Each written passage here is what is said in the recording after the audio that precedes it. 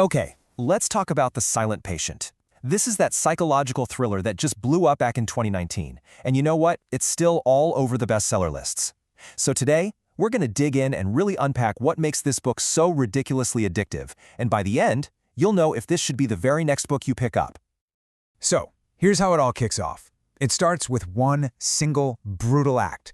You've got this famous painter, Alicia Berenson, who shoots her husband, a well-known fashion photographer, 5 times, right in the face. And believe me, that's just the beginning of this story.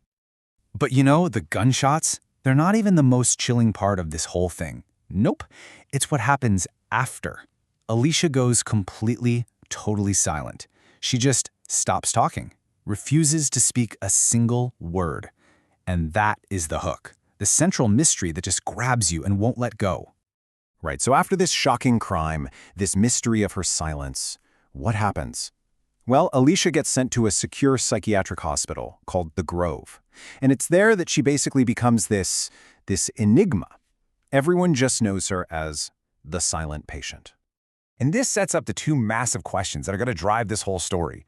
I mean, think about it. Why would a wife who seemed to be in a loving marriage just brutally murder her husband? And maybe even more importantly, why won't she talk about it? These are the questions that are just going to be churning in your head the entire time you're reading. Okay, so now we have the patient and the therapist. We've got 2 sides to this story. And to get to the bottom of this mystery, the story unfolds through their 2 very different perspectives. But here's the catch. You're going to find out pretty quick that you can't fully trust either of them. So on one hand, you have Alicia Berenson. She is this silent enigma. She's chilling, she's tragic, she's absolutely fascinating. And her silence, wow, it says more than words ever could. And then, on the other side, you've got Theo Faber. He's a psychotherapist who gets completely and totally obsessed with her case. He's convinced he's the one who can get her to talk. But we find out fast that this guy is, well, he's complex, he's flawed, and he's definitely got secrets of his own. So how in the world does the author create this incredible, page-turning suspense?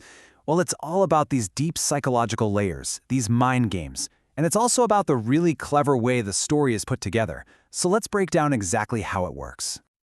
See, this book is so much more than just a whodunit. It gets into some really heavy stuff. It's digging deep into how trauma can literally shape your identity, who you become. It's about the scary side of obsession. And maybe the biggest one of all, how truth and what we perceive to be true are almost never the same thing. And a huge part of that comes down to this classic literary tool, the unreliable narrator. Our main guide through all this, Theo the therapist, well, he's got his own baggage, his own biases, and they totally color the story he's telling us. What that means for you is that you can never, ever get comfortable. You're constantly asking yourself, wait, can I really trust this guy? The way this book is built is it's so addictive.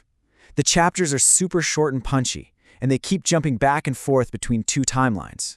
First, you've got Theo's investigation happening right now, in the present. And then, you're reading entries from Alicia's personal diary, from back in the past, leading up to the murder. It's this dual narrative that makes the book just fly by. It's impossible to put down. All right, now we need to talk about the book's biggest secret. This is the one thing, the single element, that took this book from just being a really great thriller and turned it into an absolute global phenomenon. Because, let's be real. Lots of books are fast-paced. Lots of books have interesting characters, that's great, but it's not enough to make a book this big. So what is it? What truly makes this book so special? It really comes down to one word: the twist. If you've heard anything at all about The Silent Patient, you've probably heard someone whisper about the twist. And let me just tell you, it 100% lives up to the hype. And look, this isn't just some cheap last-minute shock value thing. No. This twist is woven so perfectly into the fabric of the story that when it's finally revealed, it literally changes your understanding of everything you've just read. It plays with your assumptions in this genius way that, well, most people just do not see it coming. And then once you know, it all clicks into place with this perfect, chilling logic. Okay, so we've laid it all out. Let's get down to it. The final verdict. Should this be your next read? Is this book for you? Let's break it down. Pros and cons. The strengths are huge, right? You've got that deep psychological tension, that absolutely brilliant and unpredictable twist, and a super fast pace that'll have you glued to the page. Now, on the flip side, some people feel like a few of the characters' motivations can feel a little, well, over the top. And for some, the ending feels a bit rushed after that huge reveal. So, who's going to love this book? Well, if you are a fan of dark, twisty mysteries, if you love psychological mind games and trying to figure out who you can trust, then yeah, this is absolutely for you.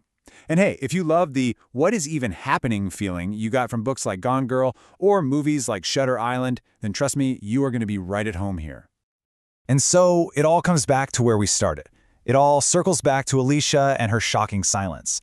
At its heart, this is a story about secrets, about trauma, and about the explosive, devastating truth that's buried just under the surface. So really, there's only one question left to ask. Are you ready to find out what she's hiding?